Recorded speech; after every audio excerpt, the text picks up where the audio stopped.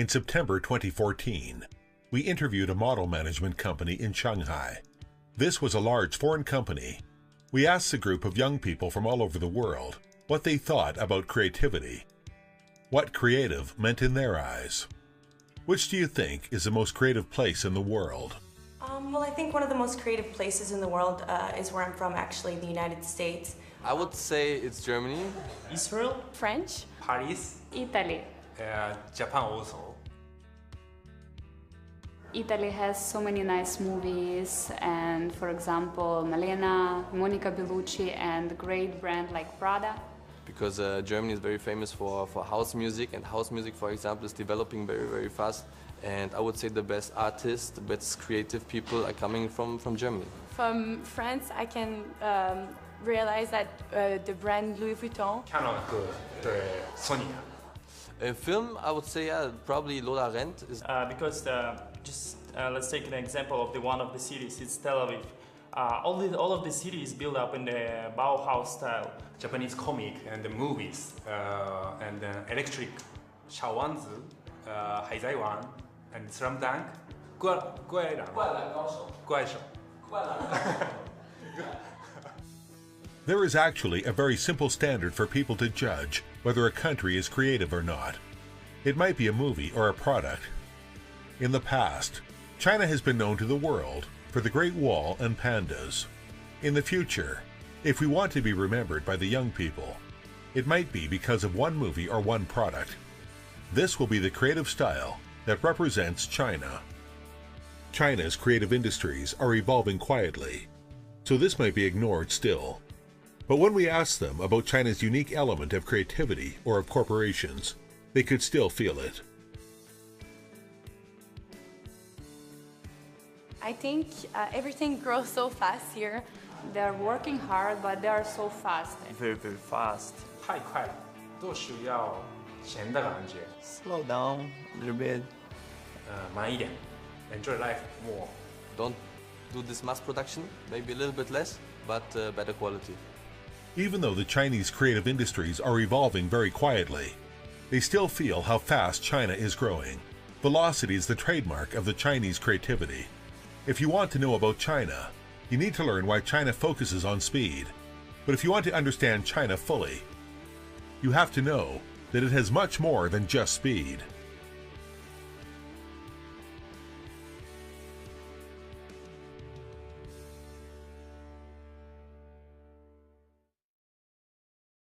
In the Chinese language, chuangyi is one of the favorite terms of the Chinese people. It can be simply understood as to create new thoughts and ideas. It is the opposite of common and ordinary. The Chinese people also use words like chuangqin, chuangzaoli to represent the generalized meaning of creativity, whereas in English, it is translated as creative, idea, originality, or even innovation. In history, the Chinese is one of the most creative peoples. Gunpowder, compass, printing, and paper making, the four great inventions, have left behind a string of glorious footsteps to the world. Since the creativity of a nation relies on its culture to be relayed in the previous interviews, why do they still think China's creativity depends on its low cost of labor? Why has it always been ignored? And why hasn't there been a worldwide accredited movie from China yet? That China counts on the advantage of the low cost of labor in the past is incorrect, because before the Chinese culture goes global, the Chinese corporations and brands must pave the path of globalization. And these corporations and brands rely on creative business practices. The world knows Disney and Hollywood spearhead the Americanization of its culture. But few have realized that the American brands like Coca-Cola and McDonald's had gone overseas and spread the American culture seed a time ago.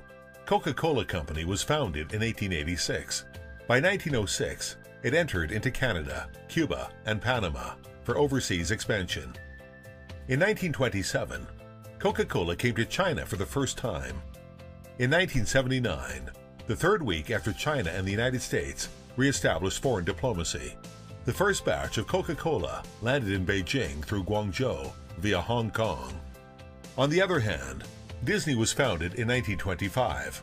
In 1930, Snow White screened in China's theaters. In 1983, the first overseas Disneyland was in Tokyo.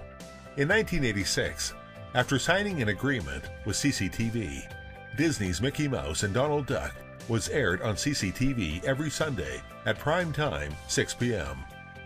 It is fair to attribute Disney's overseas culture success to Coca-Cola's seeding. South Korea, another Asian country like China, has spread its culture swiftly overseas in the past few years via entertainment.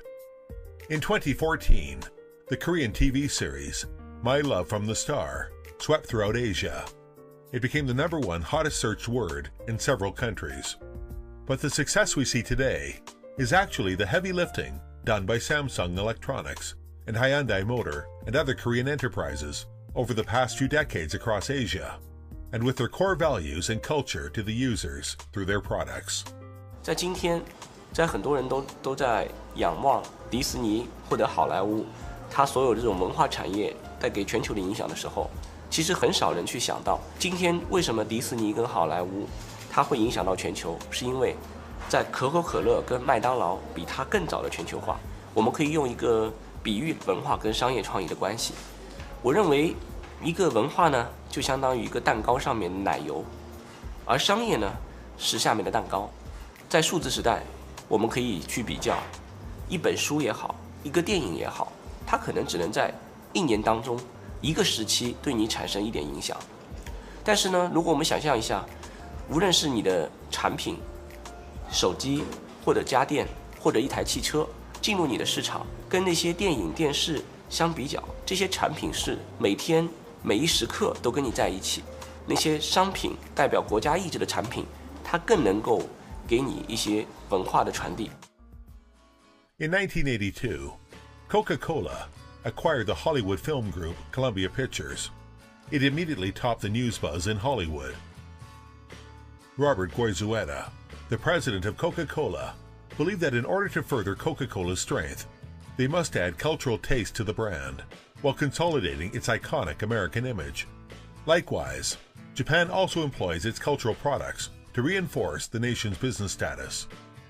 Back in 1968, partnering with the then world's largest record company, CBS, Sony established a joint venture, CBS-Sony.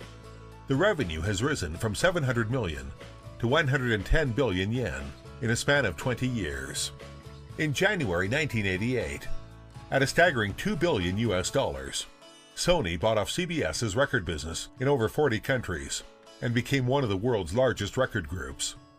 Music brought to life the Sony Walkman in the 1980s and had been worldwide for over 30 years. Whether it is movie or music or other cultural products, there is always a powerful company from behind lending its support and magnifying its products. It takes time for China's own outstanding companies and brands to go global. Although China currently has several companies listed in the Fortune 500, most of them are resource-based or trade monopoly enterprises. They get to expand to the current scale because of China's huge domestic market. However, their products are scarcely known to the foreign consumers. But things are changing in the next round of competition. The Chinese enterprises will display their business creativity and velocity. Business creativity arises from and is led by the corporations and their organizations. Its goal and mission is to deliver business value. Because of the developed market economy, business creativity is very mature in capitalistic countries in Europe and America. Currently, Apple Incorporated, founded in 1976, is recognized as the most creative company in the world. Apple is a representative of business creativity and a model of industrial design.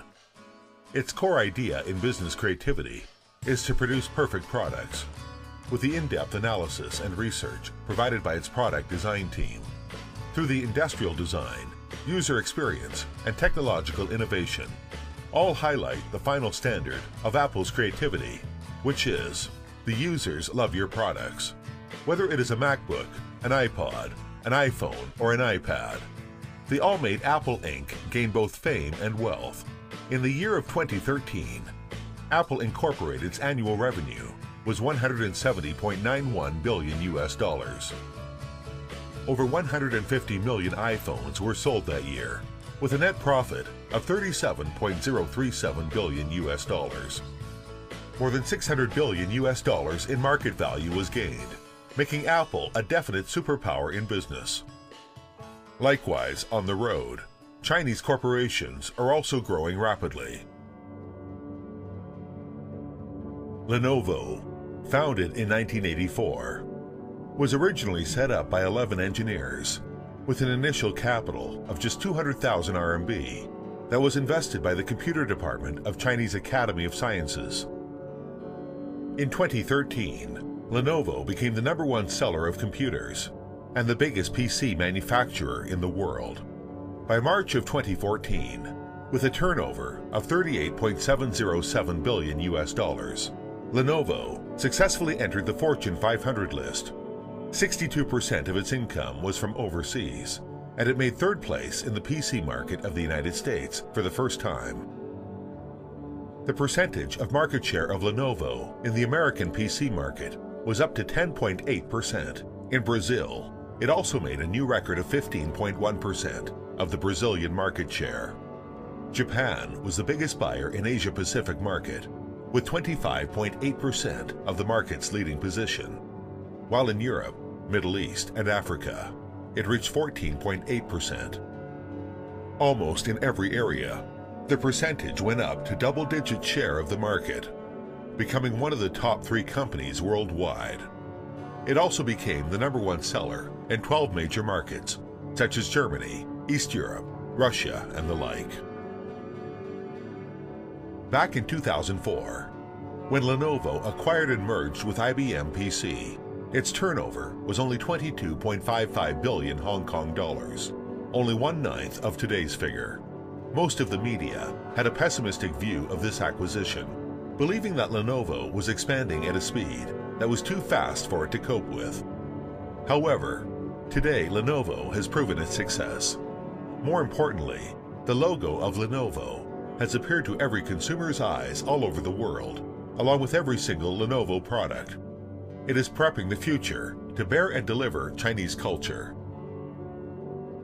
Behind all of this are Lenovo's outstanding business creativity teams, especially the product designing team's hard work. In 2013, Lenovo won the Best Design Award at the world's most prestigious industrial design award, German Red Dot. This is the first time a Chinese corporation gets this prize in the 60 years of Red Dot's history. This proved that Lenovo's team designing skills have reached a world-class level. Yao Yingjia, the vice president, as well as the first designer of Lenovo, is the hero who accepted the prize on behalf of Lenovo from German Red Dot. 我是1996年，就是实际上确实就是第一个设计师，然后到2000年的时候大概有20几个人，08年左右的时候就已经是差不多接近200人了。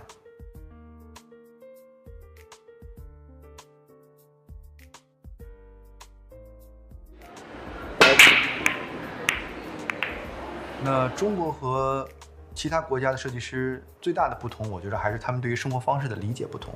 我们组建一个国际化的团队的目的，也不是为了把国籍放在那儿看起来很好看，而是希望它有不同的文化的背景的碰撞。当你的工作的元素里面充满了不同的文化和不同的人才的这种独特视角的时候，那是一件很 enjoy 的事情。而中国的一些设计人才，或者是在中国这样一个特殊的高密度成长的一个市场里面，它是可以体验到的，并且引发很多的思考，并且形成很多的积累。我们谈到效率的时候，其实我们不能简简单单的去追求效率，而应该去看它的领先性。我也经常把它说，如果是一个成熟的企业的话，如果它能够提前的去做这种前瞻性的预研和技术积累的话，然后能够经过一段时间的孵化，上市的时候它仍然是领先的，甚至是引导了一个新的市场的话，我觉得这样的一个企业的综合的研发和它的创新能力，才是一个比较好的体现。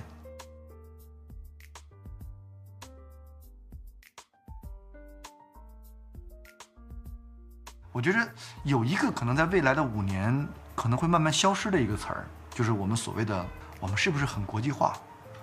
我觉得可能应该更多的讲我们是不是更加的多元文化。我觉得这可能是一个更客观和有自我认知的一种态度的一种说法。Design took off in China later than in many other countries. The Art Center College of Design in the United States, which is mostly famous for industrial design, such as transportation and automobile design, was set up in 1930.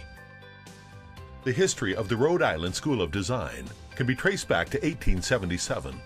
But in the early days of New China, there weren't any design schools that focused on teaching or training business creativity. In 1960, the Chinese National Ministry of Light Industry set up the first industrial design major, the Light Industry and Daily Modeling Art Design degree, in Wuxi Institute of Light Industry. In 1995, modern-day China, it was expanded into the first design college, the Design College of Zhengnan University. Although China started late, after a few decades of growth, and the fact that Lenovo won the most influential industrial design award, has proven that Chinese product design has gradually appeared on the international stage. Walking into Huawei's Research and Development Center in Shanghai, you will be amazed how both of their hardware and software are just as good as other foreign research institutes. And this is only one of the 16 R&D centers Huawei has all over the world. Huawei has 26 years of history. It is a representative of one of the earliest state-owned enterprises that had been privatized. In 2013, Huawei's annual turnover was 239 billion RMB, roughly around 40 billion US dollars. 65% of it came from the overseas sales, including 35.4% from Europe, Middle East, and East Africa regions, where its basic network, professional service, and smartphone business are improving rapidly.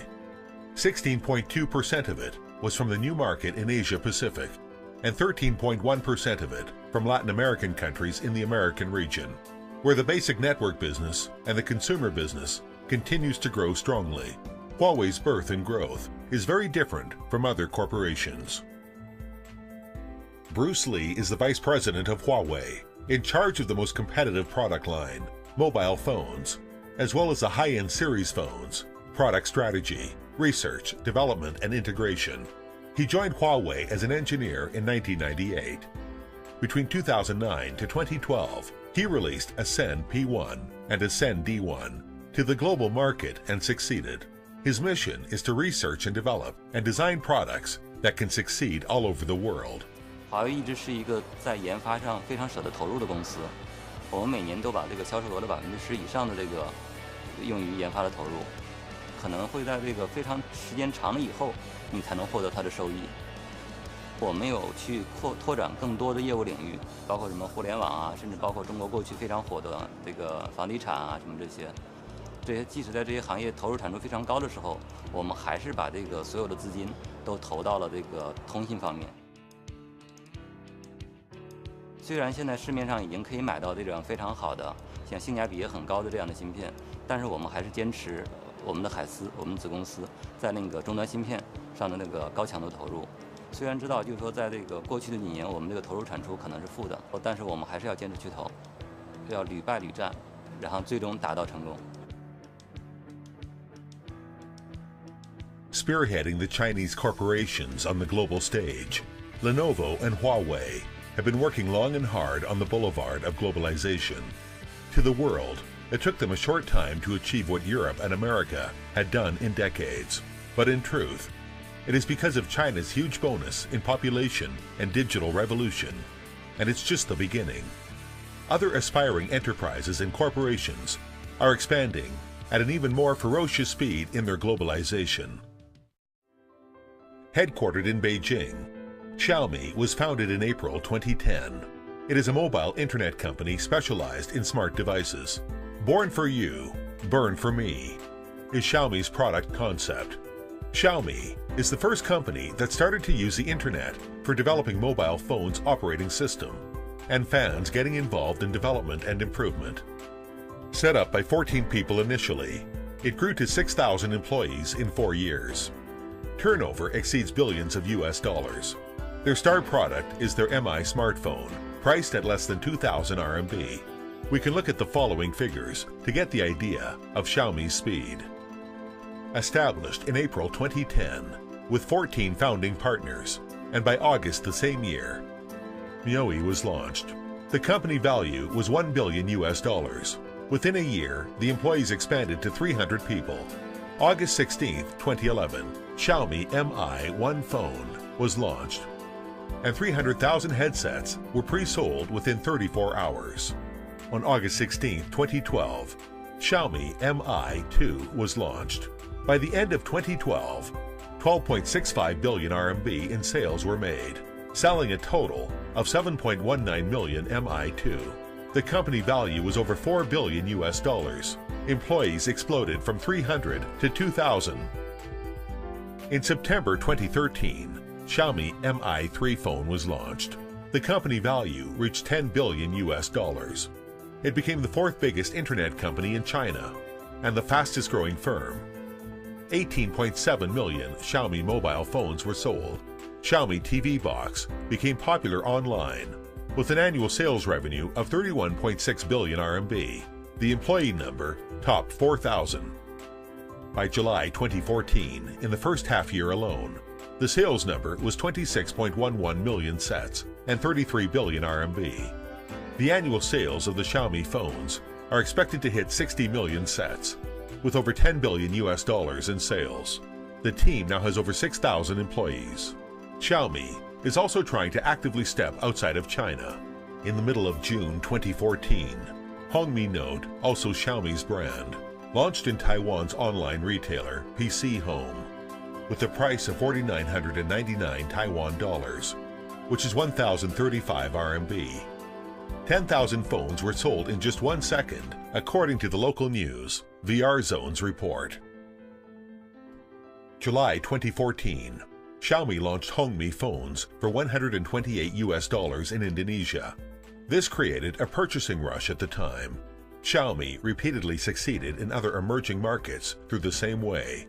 Hugo Berra, the vice president of Xiaomi International, wrote on his Twitter account, "The first time our company had flash sale in India, 40,000 Hongmi 1S phones was sold in over 4.2 seconds.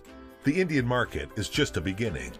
Xiaomi will continue to expand in Southeast Asia, South Africa, and Europe." Hugo Berra, who came from Google, will be responsible for promoting the new products to the world. As a representative of the Chinese smartphone army, Xiaomi is speeding up to expand in international markets and challenge Samsung and Apple. Liu De, one of the 6 co-founders of Xiaomi, is the Vice President of Industrial Design and Supply Chains. Graduated with a master's degree in industrial design from Art Center College of Design in the United States. Between 2001 and 2003, he served as the Director of Industrial Design Department in Beijing Science and Technology University. In 2010, Liu De and the other 5 co-founders established Xiaomi Company together. 移动互联网时代是又一次享受人口红利的领域。你会看到，在未来的中国也好、印度也好、南美也好，就是这些人口大国，它会更容易的取得在互联网领域的爆炸性的发展。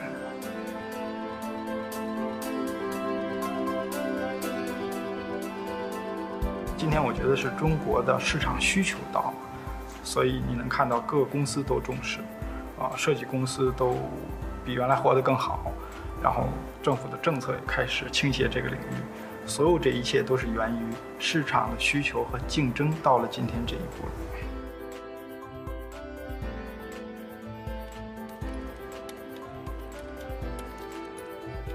中国早期呢，主要是制造业先行的嘛，所有的设计都是从西方来，中国主要负责制造，所以制造业追赶得非常快。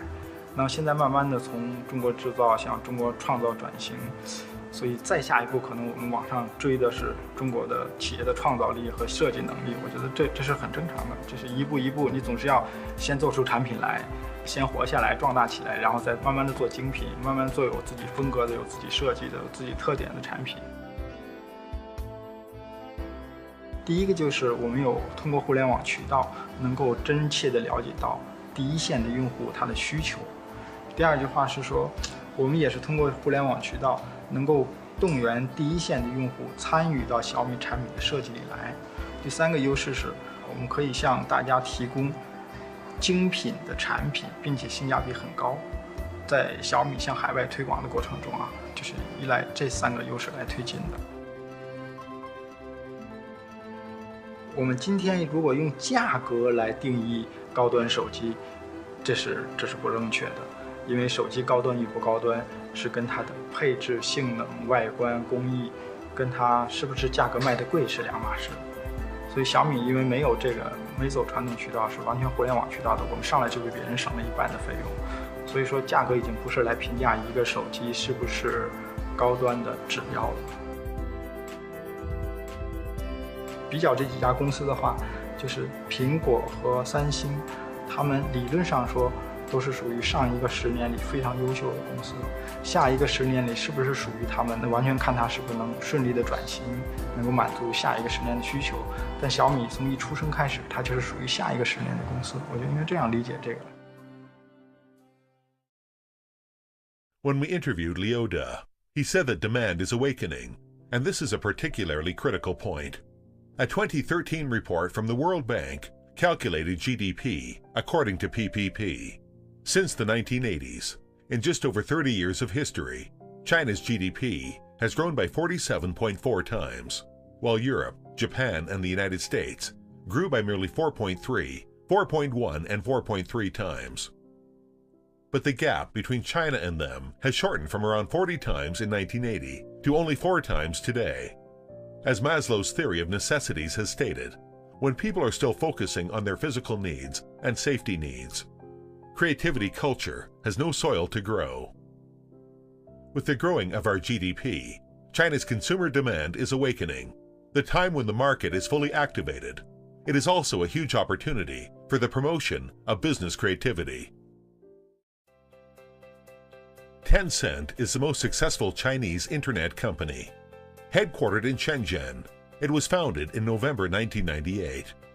Provides users with one-stop online life services as the goal. It provides internet value-added services, online advertising, e-commerce, and more. In the second quarter of 2014, its communication tool QQ's monthly active accounts reached 829 million. The highest number of concurrent users online reached 206 million at its peak. It is China's most influential mobile internet company. Tencent currently has a team of more than 20,000 people, more than 50% of which are R&D personnel. Tencent's 2013 total income was $9.913 billion, 60.437 billion RMB, including an operating profit of $3.148 billion, 19.194 billion RMB. In 2014, the company's value went over $150 billion for the first time.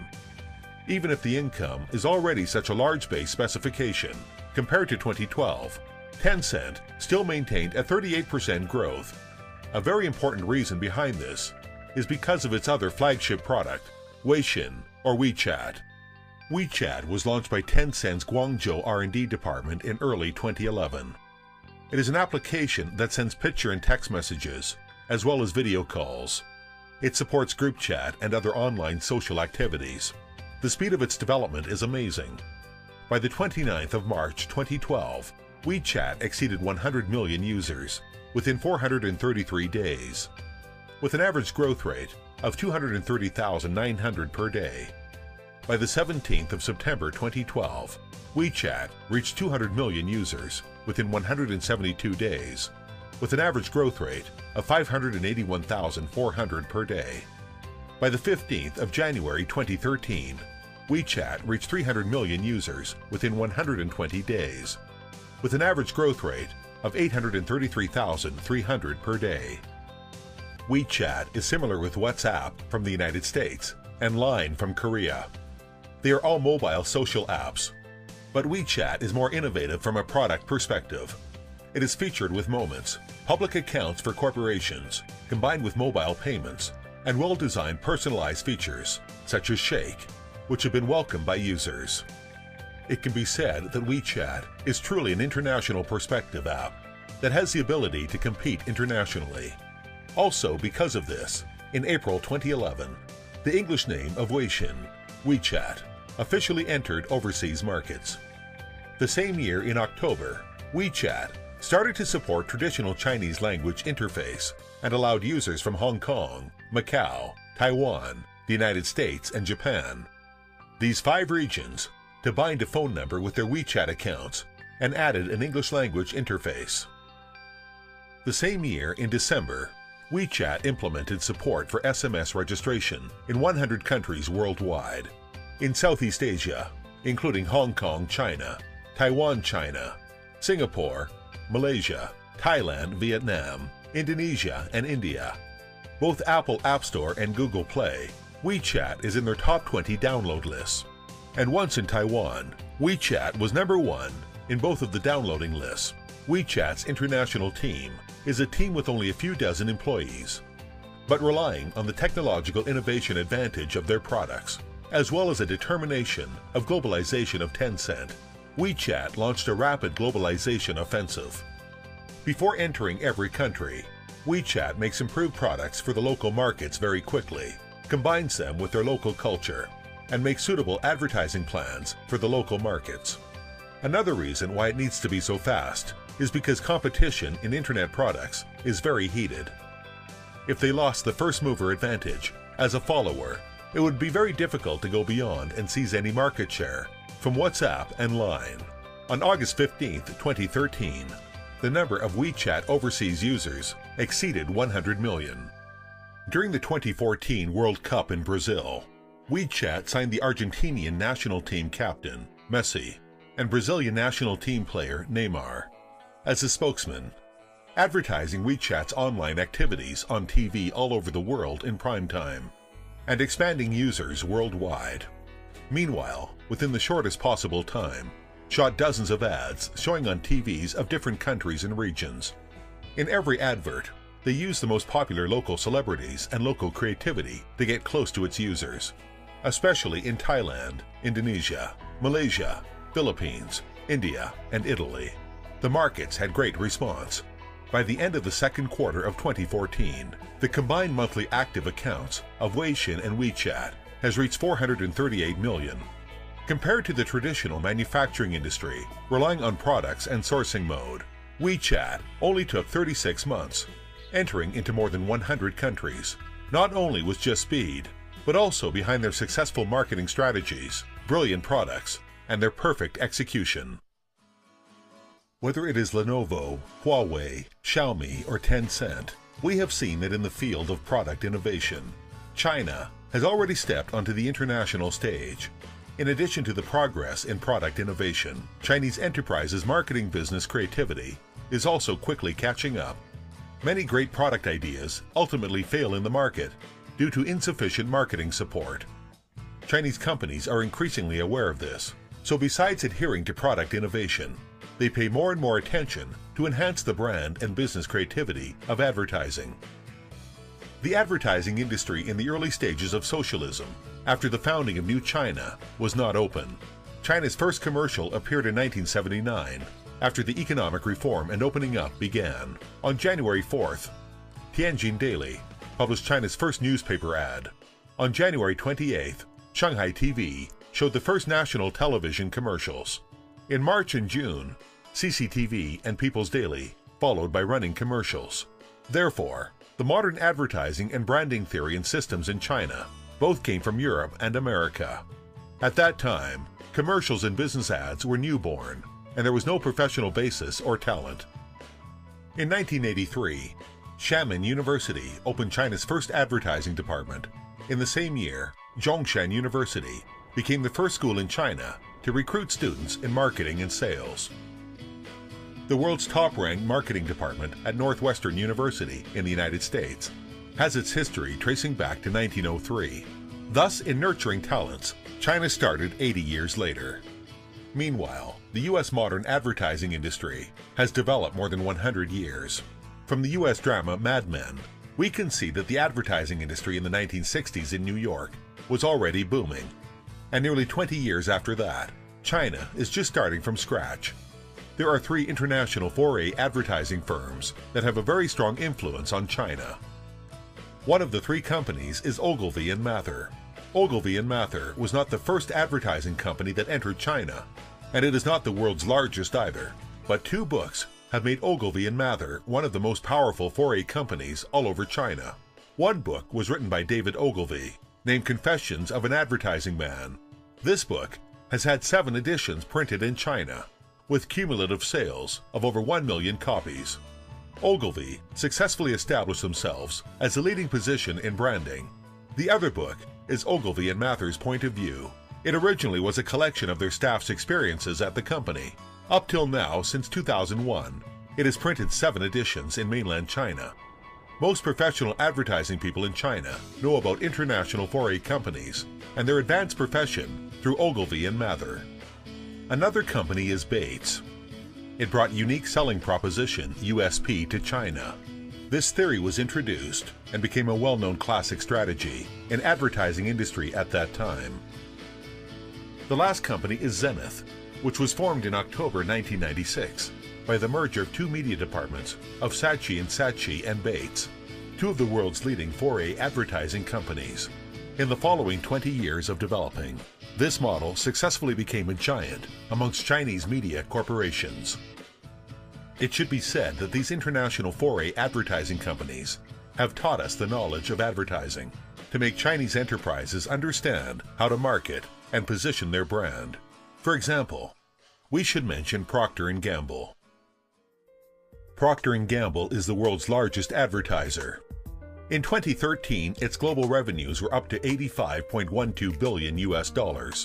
P&G spends more than $9 billion US to invest in business creatives every year, including advertising, public relations, special events, etc., establishing the brand in the consumer's minds. So P&G is also honored as brand leader. The world's largest consumer goods company was established in 1837. In 1988, China's first joint venture company was established in Guangzhou. It brought with it international products, as well as advanced commercial advertising and branded management philosophies. In 1989, Rejoice entered China. Procter & Gamble's way of using commercials, its presentation of product benefits, its media advertising, and its offline sales promotions help China's enterprises understand how creative commercials can help companies build brands and promote sales. Before this, Chinese enterprises did not have any particular system. Procter & Gamble today is China's largest consumer goods company. Rejoice, Safeguard, Olay, Pampers, Tide, and Gillette are all leading brands in their respective product areas. Meanwhile, China is one of the fastest-growing markets of P&G's global sales. The sales in China now rank 2nd in the world market. Xu Youjia, a RNAT company, is the Vice President of Communication. He served as a Director General Manager of Procter & Gamble in Hong Kong since the year 2000. He has over 15 years of experience in the Greater China region. He is currently in charge of the communication and public relations in Guangzhou, where he witnessed the growing of China's business creativity. 我们派了一个人进来，他就拿了一堆产品，然后呢，他就给消费者试用。当初我们给他试用了那个洗衣粉，也当初给他们试用了一个洗发水。他在那个过程当中，他有一个洞察：为什么消费者用我们的洗衣粉呢？用完呢，在聊的时候没有什么很兴奋啊，但是跟他们谈到那个他们刚刚用的那个洗发水。 他们就非常兴奋，从来没有那么柔顺过的头发。他回来就跟公司讲，我们要进入中国，必须跟我们进入别的国家的一个策略不一样。这种 agility 啊，敏捷度，这种 flexibility， 其实是我是觉得这是我们的一个强项。因为很多像我们有一些同事啊，可能在国外啊，在总部工作啊，或者是觉得说，我们这里1个礼拜可以完成的东西，可能别的国家可能要1个月、2个月都还没有完成。像我们在这样子的一个快销行业，我们的行业是快销嘛，所以速度是很重要的。你如果比别人慢半拍，你可能就已经输掉了。所以这个是我觉得们要保留的，保持这个速度的同时，也提高那个质量，那个永远是有空间的。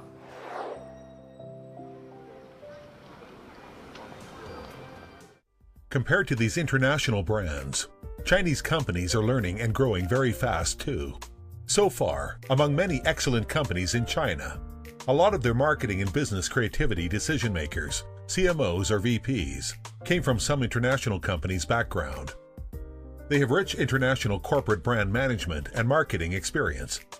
But what they pursue is not only requiring these business advertising creativity to help brand building in the long term, but also to help the sales in the short term as well. This is because of the fierce competition in the Chinese market. The rise of Chinese digital media gives Chinese companies the second opportunity to catch up with others. China is the world's second largest market for internet companies, after the United States. Every successful American internet model can be found in China. Plus, China has become the world's largest smartphone market, which has become the world's internet advertising and marketing's experimental field.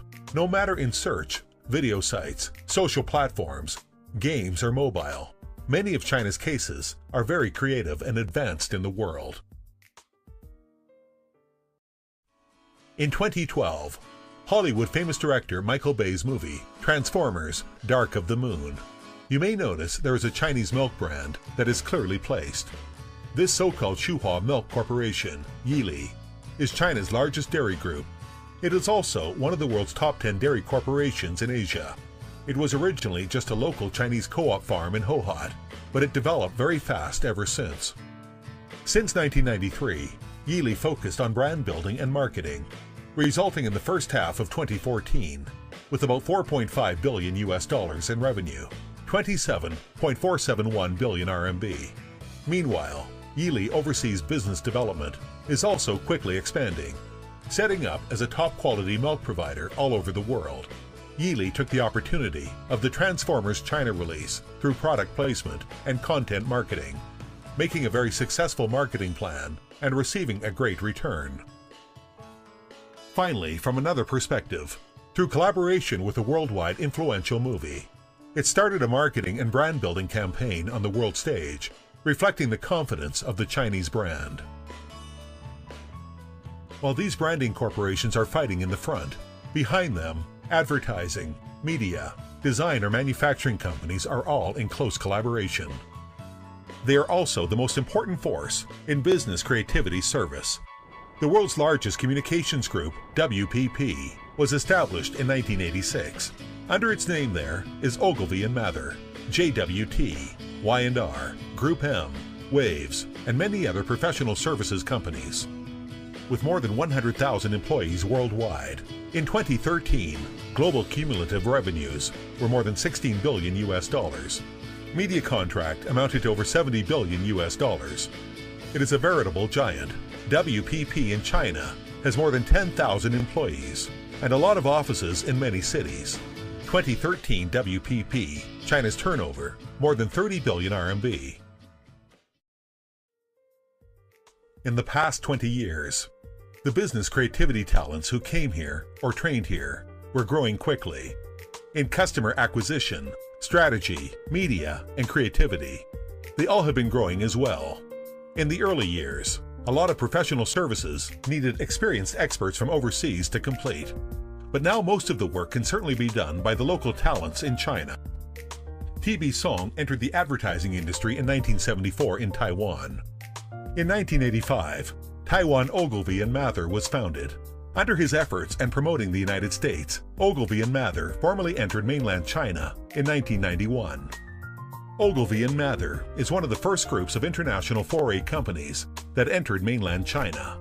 Through Ogilvy & Mather, Chinese corporations understood the concept of brand management and how to use modern scientific methods to advertise and spread brands.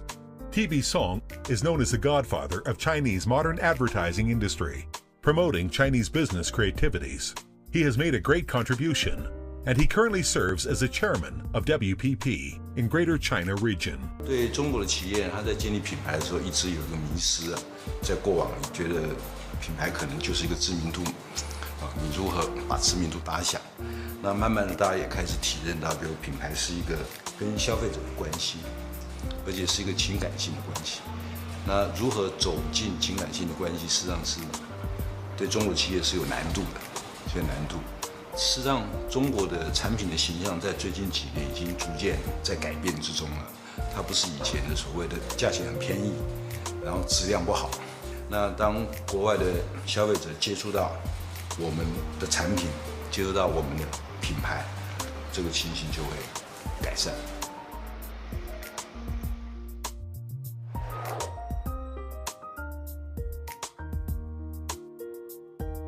我觉得最大的特点应该就是创业家的精神，这是在中国在过去20年来，实际上我们看很多企业都是在几年之中都成功。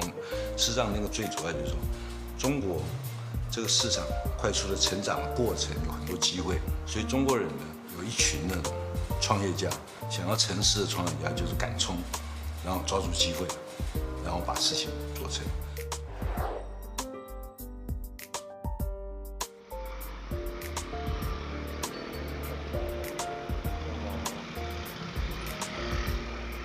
中国的文化、中国的电影、中国的娱乐、中国的音乐，这些东西如何逐步的在全世界普遍化或让人家接受，那这个都需要时间的。有这个为基础之后呢，所谓中国的创意或者中国的广告创意才能够逐步在全世界各地呢被普遍的接受。中国最大的特点就是人才无限，只在于说你能不能找到人，然后去培养他们。所以最重要的是找对人。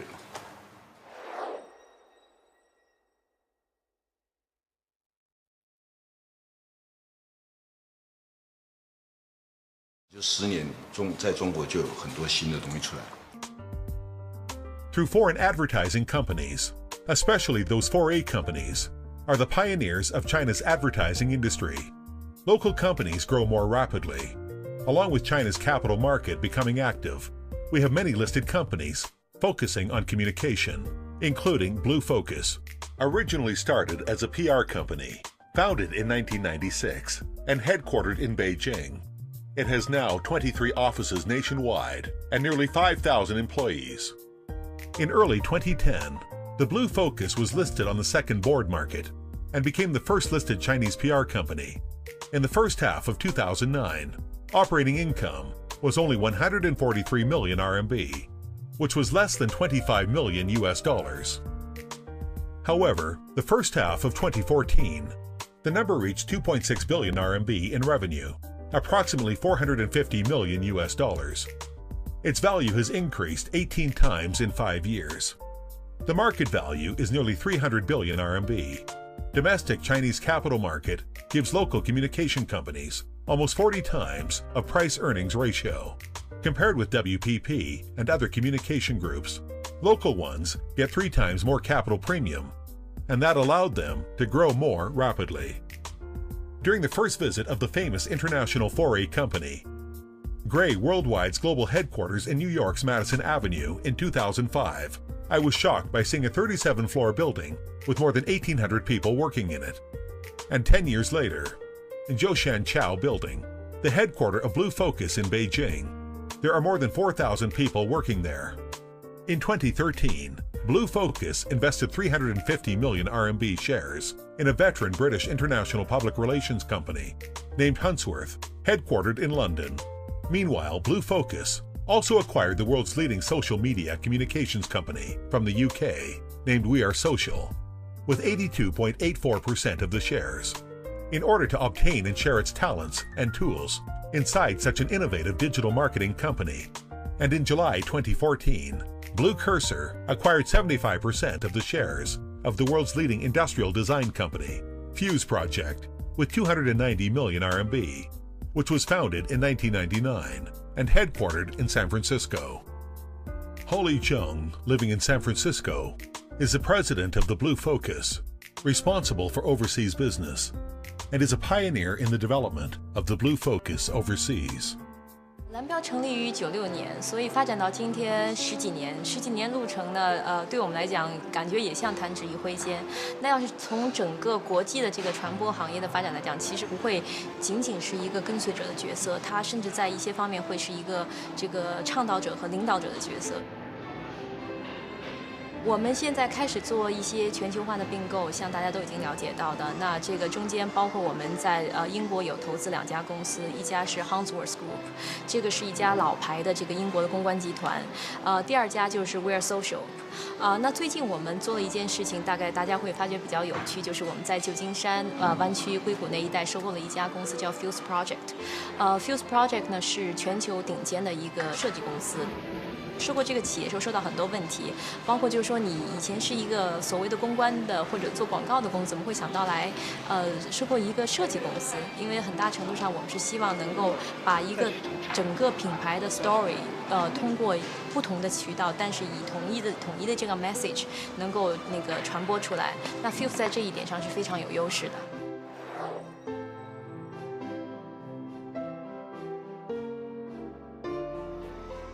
For everything happening in the Chinese business creativity area, Ms. Normandy Madden has the most right to speak. Normandy is an expert in studying and researching the challenges and opportunities faced by the emerging markets in Asia and Europe, especially in China. Not only does she regularly publish the latest Chinese marketing research article and books, but also she is the executive producer of Thoughtful China. Thoughtful China is a network talk show mainly about Chinese advertising creativity. Before joining Thoughtful Media Group in February 2011, Normandy worked in Advertising Age as the Asia region editor for 13 years. From 2005 to 2010, she served the China region as managing director and editor in Advertising Age. Normandy has a profound insight into Asian consumers. She has interviewed numerous executives from creative and media companies worldwide. The state-run companies haven't traditionally understood branding and marketing in the same way as Western companies. A brand is something that a customer wants to buy. They go into a store and they have a good feeling about the brand, they want to buy it, and they're choosing it. And a name is not the same thing. So I don't think that some of these state companies really understand that. Some of the private companies, I think, are moving further ahead, like Li Ning and Anta in sportswear would be 2 examples of companies which have done relatively well in terms of creating a brand. They haven't succeeded overseas as much as they might have, but it's still early days yet, I think, for these companies. A case like Lenovo is a little bit different because they expanded rapidly overseas, mostly through acquisition. So I think that's a little bit of a special case, but they've also done quite well. One of the things that really characterizes the Chinese market is the speed. This market moves very, very quickly, and one example is a brand like WeChat, which has only been around for a couple of years and already has a global presence and has done extremely well overseas. Some people, the agencies like to blame the client and say that they're not ready to take risks, or that, that they don't think that consumers are ready, for something that's too creative or too, too daring. And I think it's also a matter of the size of China, because it's such a large market. So, you've got a lot of different sort of cultures within the Chinese market. China's not one country, it's 30 countries. So if you're trying to create an ad or a campaign that will work, nationally, that's a really big challenge.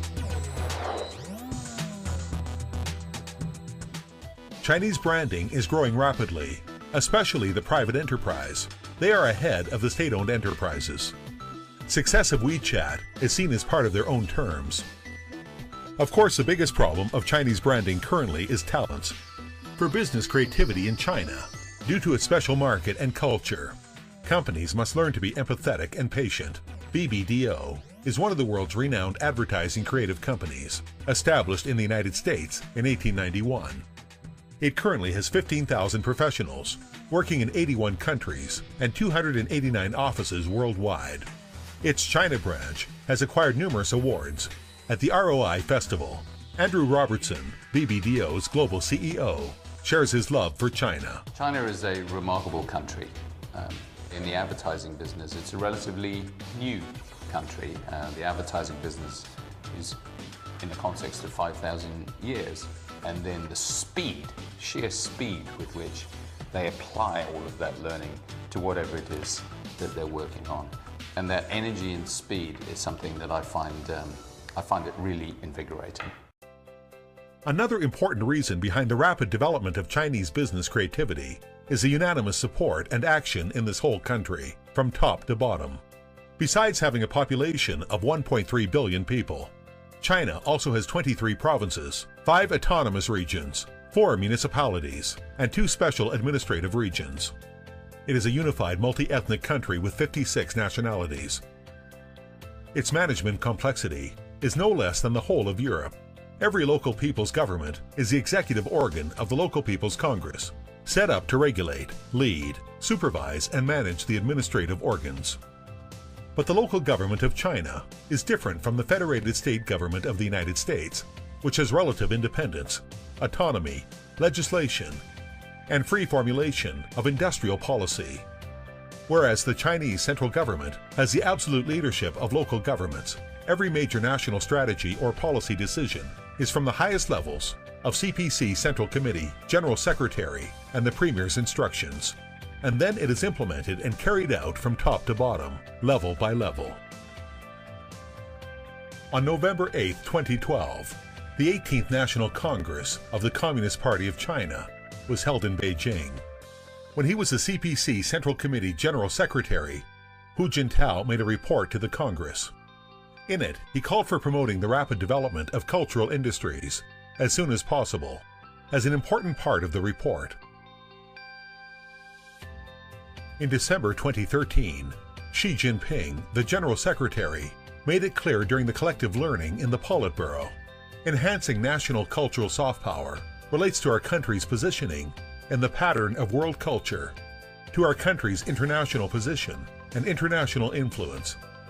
In January 22, 2014, at a State Council executive meeting, Premier Li Keqiang clearly deployed to promote cultural creativity and design services, and the related integration and development of industries, and determined 5 measures, every one of China's General Secretary and Premier's attention to cultural industrial creativity, pushes every ministry and organ to make a series of guidelines and policies to stimulate the development of this industry.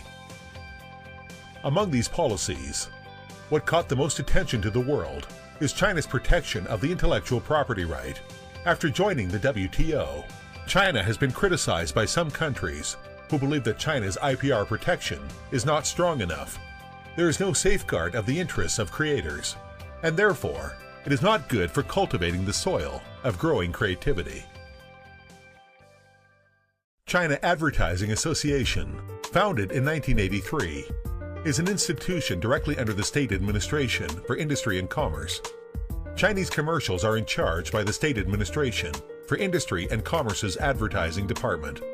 It is the most influential advertising organization in China. In many provinces, autonomous regions, and municipalities, there are 51 Advertising Association members, more than 600 organization members, more than 400 individual members, and 15 professional associated organizations. Regarding the speed of China, the president of the China Advertising Association, Li Dongsheng, thinks the following. 其实中国的快，你要仔细的要研究一下为什么快。实际上，我们也是吸收了全世界的经验，你包括知识产权也是。我所知道的是，因为知识产权它主要保护利嘛，保护利和名嘛。而中国的传统文化当中，文人是耻于谈利，但是对名还是很重视的。比方说，我们想起这个在晋朝吧，离现在有1700年了。当时有个作家姓左的老先生写了一个《三都赋》，非常有名。后来就引起了我们现在一个成语叫洛阳纸贵，因为他这《三都赋》写得太好了，人人都抄，在洛阳嘛，所以纸都卖得贵了，洛阳纸贵就从那儿来了。其实大家都在那儿抄，你说当时这个左老先生跟他说了我的版权，你们都给我交钱吗？没有，不仅没有，我的设想啊，我的推理，他还很高兴，帮我扬名了，是不是？我们的知识产权的发展起点保护，也就是30多年的历史，改革开放以来，所以这30多年，我们能够有立法，而且我想这个很多的国内的、国外的知识产权界的人士都看到，应该说发展的是相当快，但是不否认现在有很多的问题，所以在这个时候我们一定会去加大知识产权保护的力度。China State Council approved the establishment of the Chinese Patent Office in 1980. In 1998, it was renamed as the State Intellectual Property Office. Back in 1787, the word patent was written into the U.S. Constitution. In 1802, the U.S. National Patent Office was established in Washington. The Chinese government has only 3 decades of experience. To be asked to do it as well as a country that has over 200 years of history is unfair. The success of business creativity is significant for the promotion of Chinese culture. Bona Film Group, founded in 2003, is the first entertainment group from mainland China listed on NASDAQ, listing code BONA. In the United States, it is China's only one video content production company that has a whole industry chain layout and has strong distribution capabilities. The main business segments include film and television production, film distribution, theater investment, cinema management, advertising and marketing, talent agent, and so on. As the company's founder and entrepreneur, Yu Dong sees the issue of globalization more clearly, and on a larger scale, the founder and chairman of Bona, Yu Dong's dream is that one day China's films will go global. 为什么中国电影可以成为世界上有影响力的电影？是因为我们有庞大的13亿人口。就是如果我们要进入好莱坞市场，实际上是要拍英语片的，这是一个基本前提。那么英语片呢，这里面又要有中国的故事、中国的人物，因为中国随着改革开放这30年，越来越多的中国人的情感的故事跟在海外发生。我觉得这些呢都是观众要看的，所以就是要投资制作用英语拍摄的这样的题材。换句话说，就是我们找美国导演，要美国写编剧拍中国人的故事，是不是全球化？非常性。《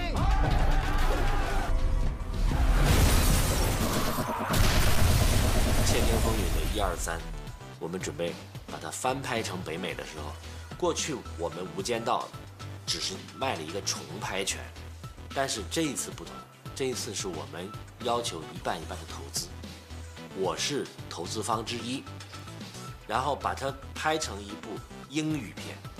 那么故事核是什么呢？是把它的监听、操纵股市、幕后交易，把它变成华尔街的故事。所以这样的一种英语电影，直接进入英语片发行，同时可以作为引进片或者是合拍片，在中国可以发行。电影是融入价值观的产品，你带入你的文化的输出和文化的影响力，在全世界英语片的市场里面放映。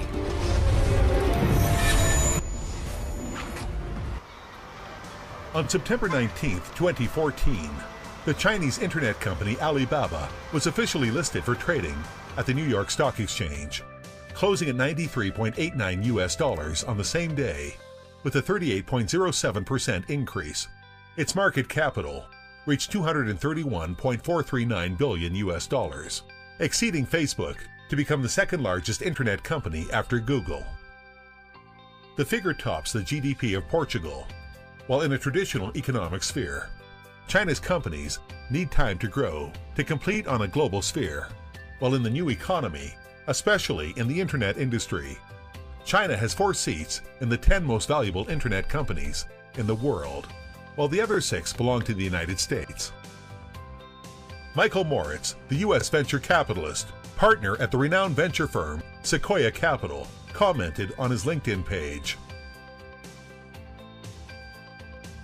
Since Alibaba topping the world's largest IPO with a market capital of $1.7 trillion worldwide, for the top 50 most valuable internet companies, $530 billion and 15 companies are contributed by China. In 2014's list, there are no Chinese semiconductor, networking, enterprise software, or storage companies. But 10 years from now, everything will be different. an influential persona in the U.S. venture capital industry. Michael Moritz's comment predicted that the Chinese enterprise's globalization will not stop here. They will attract more attention from the world. With its unique speed and rhythm, the Chinese market will continue to grow and expand in the next decades. Many notice how fast China has developed recently, but the hard work, the learning and innovation has much less seen.